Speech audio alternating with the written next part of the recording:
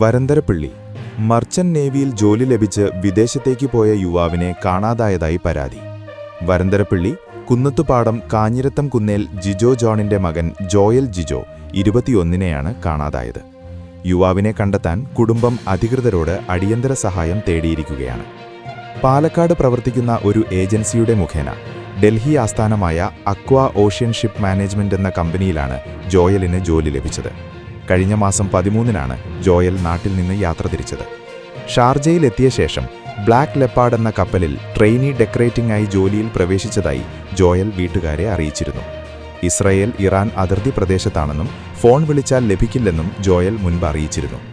March 2-ന് രാത്രി ഒരു അന്താരാഷ്ട്ര നമ്പറിൽ നിന്ന് വിളിച്ച് താൻ സുരക്ഷിതനാണെന്നും പേടിക്കേണ്ടതില്ലെന്നും ജോയൽ വീട്ടുകാരോട് പറഞ്ഞു.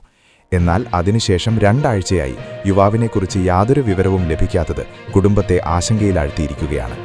മകനെ കണ്ടെത്താൻ സർക്കാരും ബന്ധപ്പെട്ട അധികൃതരും ഇടപെടണമെന്ന് അച്ഛൻ ജിജോ ജോൺ ആവശ്യപ്പെട്ടു. അമ്മ ഷൈനി ജിജോ അളഗപ്പൻ നഗർ പഞ്ചായത്ത് അംഗമാണ്. ജിജോ ജോൺ മുൻ പഞ്ചായത്ത് അംഗവുമാണ്. കൂടുതൽ വാർത്തകൾക്കായി താഴെ കൊടുത്ത ലിങ്കിലൂടെയോ ഫോൺ നമ്പറിലൂടെയോ എൻ്റെ നാട് വാർത്ത വാട്സാപ്പ് ഗ്രൂപ്പിൽ ജോയിൻ ചെയ്യുക. 8129622842